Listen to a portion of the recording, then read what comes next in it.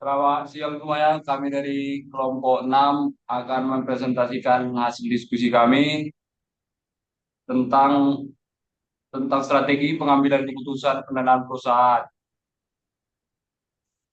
yang diampu oleh Ibu Aulia Beatrice Brilian, SDMAK. Tapi sebelum masuk ke materinya, kami akan memperkenalkan diri dulu. Saya Widya Magung Andono Cila Butar dengan NIM C0C024010 sebagai moderator dan rekan saya.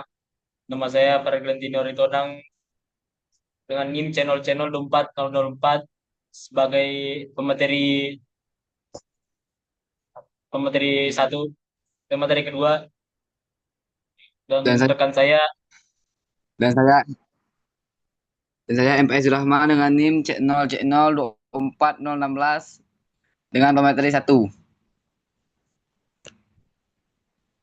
Baik, kami di sini akan memasuki materi pertama. Kami serahkan kepada Evaid Rahman sebagai pemateri satu. Baik, terima kasih waktunya kepada moderator.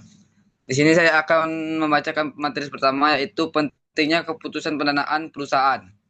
Keputusan pendanaan menentukan dari mana perusahaan mengambil dana internal atau eksternal. Pilihan ini akan membentuk struktur modal atau utang lawan ekuitas. Struktur modal yang tepat dapat menurunkan biaya modal dan meningkatkan nilai perusahaan.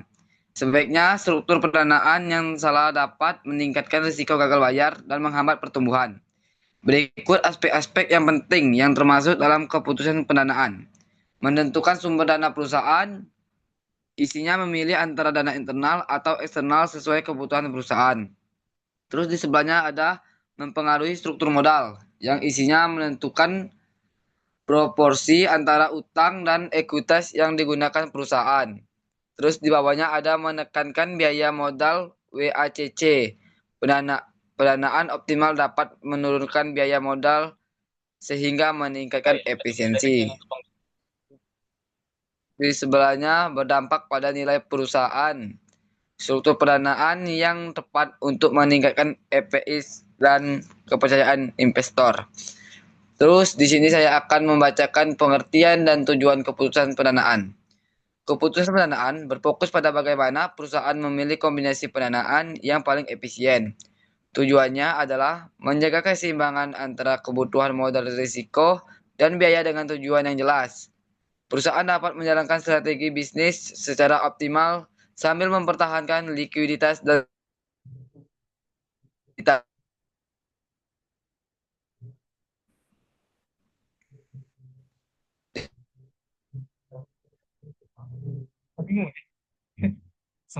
ini kan Yang itu meminimal. Terus sebelahnya ada menjaga fleksibilitas keuangan. Perusahaan harus tetap mampu memenuhi komitmen finansialnya. Terus yang ketiga, menghindari risiko keuangan. Komposisi pendanaan harus mencegah kemungkinan distress finansial. Terus yang keempat, meningkatkan nilai pemegang saham. Pendanaan yang tepat berdampak langsung pada profitabilitas dan IPS. Dan materi selanjutnya yaitu peran keputusan pendanaan dalam struktur modal. Struktur modal mencerminkan keseimbangan antara utang dan modal sendiri. Keputusan pendanaan menentukan besarnya porsi keduanya, sehingga risiko dan keuntungan dapat diatur secara efektif. Hal-hal yang termasuk dalam peran keputusan pendanaan adalah trade-off teori, menyeimbangkan manfaat pajak, utang, dan risiko kebangkrutan. Terus ada pecking order teori, urutan pilihan pendanaan, internal, utang, ekuitas. Terus ada agensi teori, konflik kepentingan antara manajer pemegang saham dan kreditur. Terus ada penentuan leverage perusahaan, beberapa banyak utang yang layak dipakai. Terus dampak keputusan pendanaan terhadap nilai perusahaan. Pendanaan yang dapat pendanaan yang tepat memberi dampak positif pada nilai perusahaan. Sedangkan pendanaan yang tidak tepat dapat menurunkan kepercayaan investor dan profitabilitas. Dampaknya itu penurunan WACC. Penurunan WACC yang dimaksud adalah biaya modal lebih rendah meningkatkan nilai. Terus ada peningkatan EPS atau bisa kita sebut dengan earning per share, yaitu perusahaan harus tetap mampu memenuhi komitmen finansialnya. Terus di bawahnya ada risiko debt ratio meningkatkan jika leverage terlalu tinggi, yaitu utang berlebih memperburuk likuiditas. Yang terus mempengaruhi preferensi investor, yaitu struktur modal sehat meningkatkan kepercayaan pasar. Terus yang materi kelima yaitu faktor-faktor yang mempengaruhi keputusan pendanaan. Setiap keputusan pendanaan dipengaruhi berbagai faktor internal dan eksternal yang harus dianalisis manajemen. Faktor utamanya adalah profitabilitas perusahaan, laba tinggi, cenderung memakai dana internal. Ya, terus pertumbuhan perusahaan yaitu pertumbuhan tinggi memerlukan pendanaan eksternal. Terus likuiditas dan kebutuhan kas. Arus kas menentukan kebutuhan utang. Terus ada ukuran perusahaan. Perusahaan besar lebih mudah mengakses utang murah. Terus ada kondisi ekonomi dan suku bunga. Yaitu suku bunga tinggi, utang lebih mahal. Terus ada non-debit tax sale. Yaitu depresi dapat menghentikan manfaat pajak utang. Terus ada biaya agensi. Konflik kepentingan mempengaruhi pilihan pendanaan. Terus materi keenam yaitu pengklasifikasian dana perusahaan. Dana perusahaan diklasifikasikan berdasarkan sumber, jangka waktu, dan kepemilikan. Klasifikasi ini membantu manajer menentukan strategi pendanaan yang paling sesuai. Klasifikasinya meliputi berdasarkan sumber dana, internal atau eksternal. Internal sama dengan laba ditahan, eksternal sama dengan utang plus ekuitas. Terus berdasarkan jangka waktu, pendek atau panjang. Pendek untuk modal kerja, panjang untuk investasi. Terus ada berdasarkan kepemilikan modal, sendiri atau asing, ekuitas versus utang. Terus yang ketujuh sini ada sumber dana internal. Dana internal adalah dana yang berasal dari dalam perusahaan dan tidak menimbulkan kewajiban dari pihak luar kepada pihak luar. Contoh dana internal adalah laba ditahan, yaitu sumber dana paling aman dan tidak menambah beban bunga. Terus ada depresiasi, beban non-kas yang meningkatkan kapasitas dana internal. Selanjutnya ada sumber dana eksternal. Dana eksternal diperlukan bila dana internal tidak mencukupi untuk membiayai kebutuhan perusahaan. Contohnya, utang atau jangka pendek dan panjang. Ada bunga, tapi ada manfaat tax sale. Terus ada ekuitas atau saham biasa dan preferen. Tidak ada beban bunga, tapi ada pengeceran kepemilikan. Terus ada leasing, alternatif utang tanpa membeli aset langsung. Terus ada modal ventura, cocok untuk perusahaan baru yang membutuhkan modal besar. Terus di sini materi selanjutnya ada dana berdasarkan jangka waktu. Pembangkit jangka waktu penting agar perusahaan dapat mengelola arus kas dan risiko. Klasifikasinya adalah dana jangka pendek, yaitu untuk modal kerja dan kebutuhan harian. Terus ada jangka panjang, yaitu untuk pembelian aset dan proyek besar. Itulah materi yang bisa saya sampaikan. Saya kembalikan kepada moderator.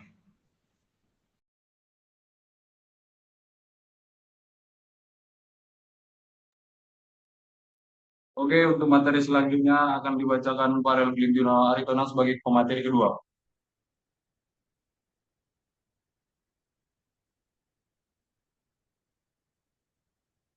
Yang kita yang berapa?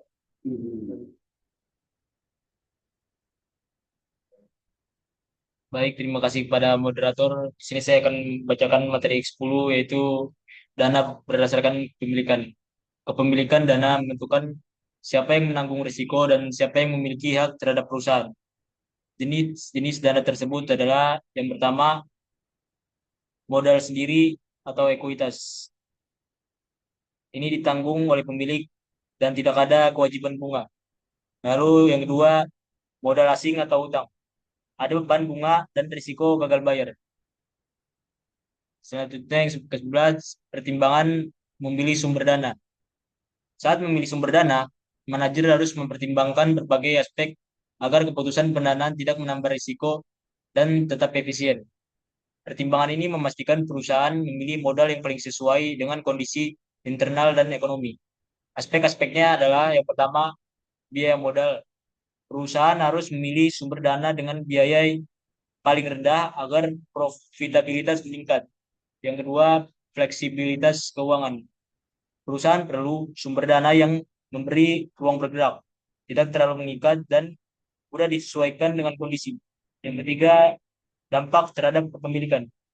Pendanaan berbasis ekuitas akan mengurangi persentase kepemilikan pemegang saham awal. Yang keempat yaitu kondisi makroekonomi. Faktor seperti suku bunga, inflasi, dan ekonomi global dapat mempengaruhi kemudahan dan biaya memperoleh dana. Yang kelima, risiko keuangan. Semakin tinggi utang, maka semakin besar juga risiko gagal bayar.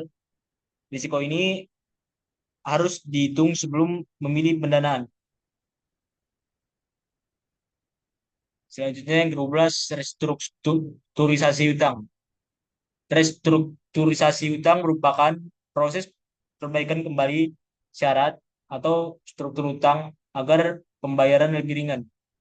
Restrukturisasi utang dilakukan ketika perusahaan mengalami kesulitan keuangan sehingga perlu penyesuaian perjanjian utang agar tetap mampu menjalankan operasional.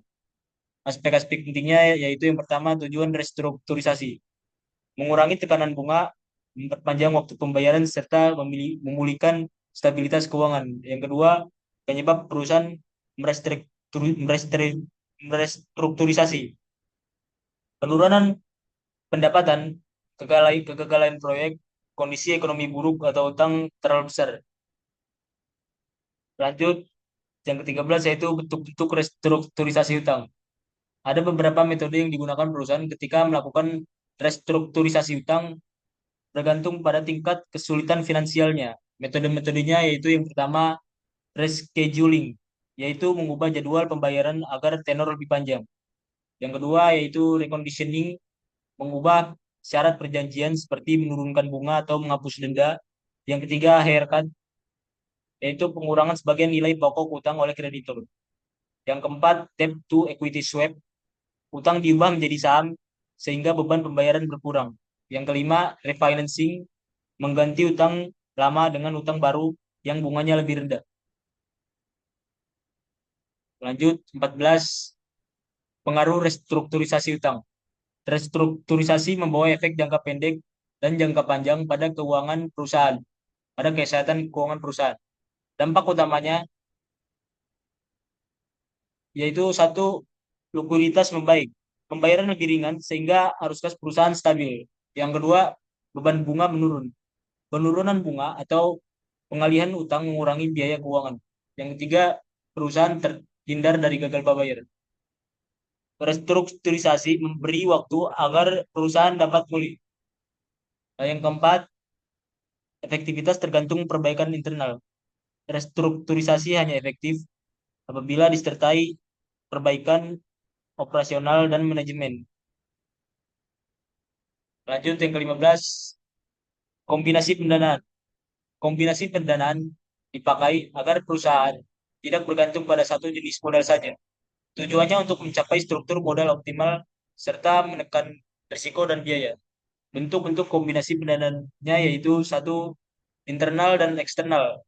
Menggabungkan laba ditahan dengan utang atau ekuitas untuk pendanaan yang seimbang. Yang kedua, utang jangka pendek dan panjang. Digunakan agar perusahaan bisa mengatur arus kas dan kebutuhan proyek. Yang ketiga, saham dan obligasi. Kombinasi ini menyeimbangkan risiko dan menghindari pengenceran yang terlalu besar. Lalu yang keempat, leasing dan venture capital.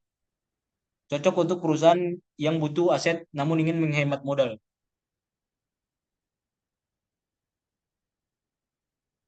16, kelebihan dan risiko pendanaan dan risiko kombinasi pendanaan. Menggabungkan berbagai sumber dana memberikan keuntungan, tetapi juga membawa risiko yang harus diperhitungkan. Kelebihan dan risikonya yaitu yang pertama, WACC lebih rendah. Gabungan yang tepat dapat menekan biaya modal rata-rata perusahaan. Lalu yang kedua, fleksibilitas lebih besar. perusahaan punya lebih banyak pilihan dalam menghadapi kebutuhan dana. Yang ketiga, risiko leverage meningkat. Jika kombinasi banyak menggunakan hutang, risiko gagal bayar juga ikut naik. Lalu yang keempat, leasing dan venture capital. Jika pendanaan dari saham, kepemilikan investor awal bisa berkurang.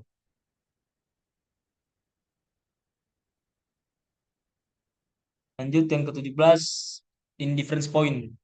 Indifference point adalah titik di mana dua alternatif pendanaan menghasilkan EPS yang sama sehingga perusahaan tidak memiliki preferensi tertentu di antara pilihan tersebut. Aspek-aspeknya adalah yang pertama, pengertian titik indifferent. Misalnya kondisi ketika pendanaan A dan B menghasilkan EPS identik. Lalu tujuan analisis indifference point, yaitu untuk memilih struktur pendanaan yang paling menguntungkan berdasarkan EBIT. Hubungan EBIT, bunga, dan jumlah saham. EBIT yang berbeda menghasilkan efek berbeda pada EPS tergantung biaya, bunga, dan banyaknya saham baru.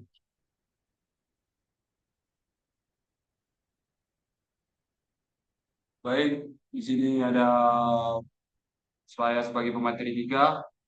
Jadi saya akan membacakan materi yang ke-18 yaitu contoh soal dan perhitungan indifference point. Sebuah perusahaan sedang mempertimbangkan dua alternatif pendanaan. Alternatif pertama, semua dari ekuitas. Yang pertama tidak menggunakan utang, yang kedua jumlah saham beredar 100 lembar. Menggunakan yang kedua ada alternatif B, kombinasi utang dan ekuitas. Pertama menggunakan utang sebagai bunga RP 10 juta per tahun. Yang kedua jumlah saham beredar atau setelah diambil uang 80.000 per lembar. Tarif pajak perusahaan 25%. Yang ke-19 ada keterangan variabel yang digunakan. Pertama itu EBIT adalah laba perusahaan sebelum dikurangi atau bunga dan pajak. Yang kedua ada tarif pajak atau tax rate. Presentasi pajak menghasilkan perusahaan. Yang ketiga ada IPS, earning per share. Laba per lembar saham, IPS sama dengan IT atau jumlah saham. Yang keempat ada bunga interest expense, yaitu beban bunga dari utang perusahaan. Yang kelima ada tarif pajak atau tax rate, jumlah pajak yang harus dibayar pajak sama dengan EBIT dikali tarif pajak. Yang keenam ada jumlah saham beredar, yaitu total lembar saham yang beredar di publik. Yang ketujuh ada bunga atau interest expense, laba sebelum pajak, EBIT sama dengan EBIT dikurang bunga. Yang kedua ada earnings after tax, yaitu laba bersih setelah pajak. IT sama dengan EBIT dikurang pajak. Terus yang terakhir ke-9 ada indifference point, titik EBIT di mana EPS dua alternatif pendanaan sama besar. Sini ada contoh soal rumus dan sebagainya, bisa dilihat.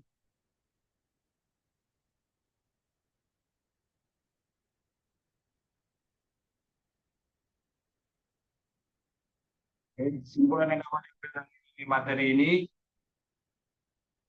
yaitu yang pertama, keputusan pendanaan sangat mempengaruhi nilai perusahaan. Sumber dana yang dipilih menentukan risiko, biaya modal, dan keuntungan. Yang kedua itu restrukturisasi utang, itu perlu perusahaan memiliki tekanan finansial, yaitu langkah ini membantu menjaga keberlangsungan operasional.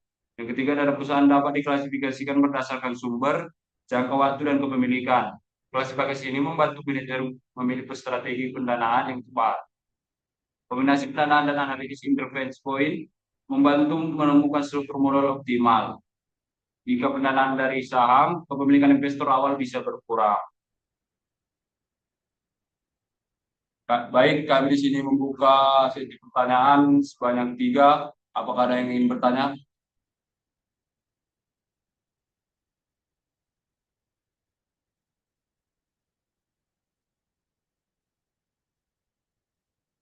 Apakah ada? Oh, ini ya. Oke, Rizky Rinaldi, silakan tadi angkat tangan. Oke, Apa yang kami ingin ditanyakan? persilakan Rosita Kok, Dewi. Larissa juga. Satu Lanjut lagi, satu boleh. lagi, satu lagi, kumpul lebih. Satu lagi, Satu lagi, coba biar satu lagi, terakhir kumpul langsung. lebih. Siapa dulu nih? Yo, masing lah. Angkat tangan ya kamu dulu, cek lagi. Apa aja, Pak? Ya udah aku Oh, dulu IPA. ya. Ya, tanyalah. Go, bentar.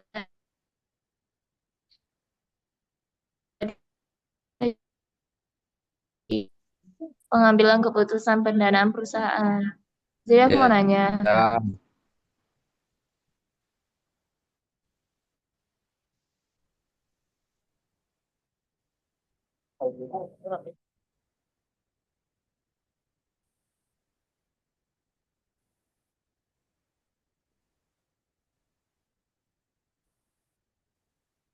bagaimana perusahaan mengevaluasi?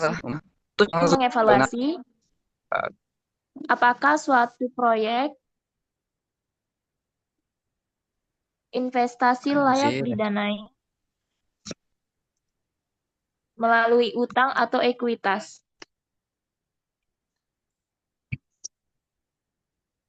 Apakah jawabannya pertanyaan sudah jelas?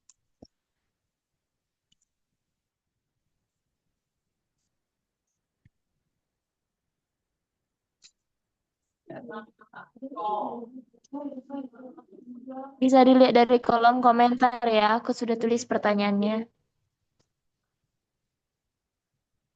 Oke, terima kasih. Terus Rosita, Baik, di sini terus. saya akan memberikan pertanyaan. Mengapa penting menganalisis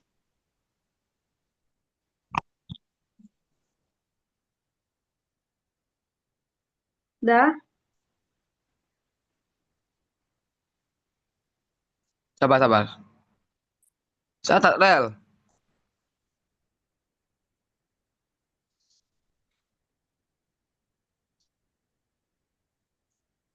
sudah? Kok, ayo sudah. Terus lah. Lanjut. Lanjut aja. Mengapa penting menganalisis dan mengelola keuangan untuk membantu pengambilan keputusan di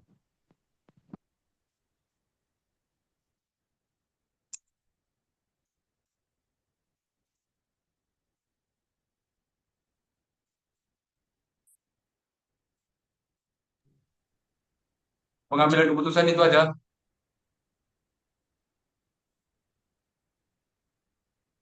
Ya, Oke. Satu di lagi, kolom siapa? komentar ada aku buka, aku bikin. Oke, Rosita. Makasih.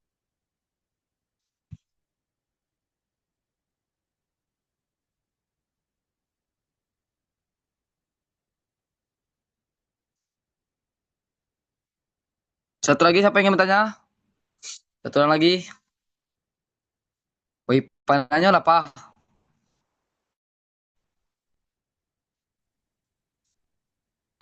Tadi aku udah di kelompok siapa Nida? Bertanya lagi kah? Orang nih nanya. Yang Pak Adik nanya lah. Siapa nak Pak Adik sih kau? Tanya lah. Biar aku catat, aku kirim ibu nama-nama kami nanya ini. Kau cari B dulu yang itu tuh. G kau tanya lagi, ada yang mau nambah dak? Nah, G baru kau tampung lagi. Cari B lah dulu yang ada tuh, nyanyo. Oi, kalau keluar nih dapat apa dak? Tak Apa? boleh lah, kamu kami selesai. Tidak bisa. Sampai kami selesai. Keluar Ada sampai yang kami mau nanya minggat. lagi? Kalau nggak ada, beri tutup aja langsung. Oh, Rotua. Coba Rotua. Jawab.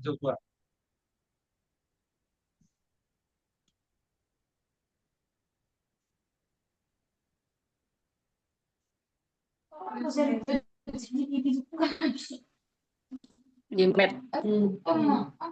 Oke, aku mau bertanya. Dengar suara aku?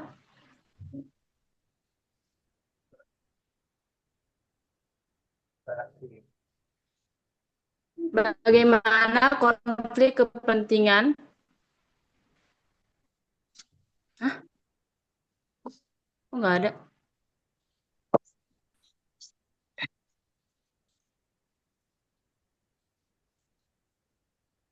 Kedengaran nih suaraku? Halo? Dengar, dengar, dengar, dengar, dengar. Dengar Kak Rod. Oke, aku dari kelompok 2 mau bertanya kepada kalian. Bagaimana konflik kepentingan antara manajer, Lanjut. pemegang saham, Pemegang saham. dan kreditur Terus dapat dapat mempengaruhi keputusan pendanaan. Mempengaruhi keputusan pendanaan. itu ada. Oke. Matt. Itu Yuk. Oke. silakan.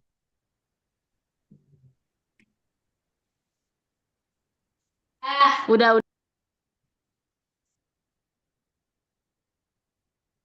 Oke, di sini kami akan menjawab pertanyaannya dulu. Kasih waktu 10 menit. Baik, selagi William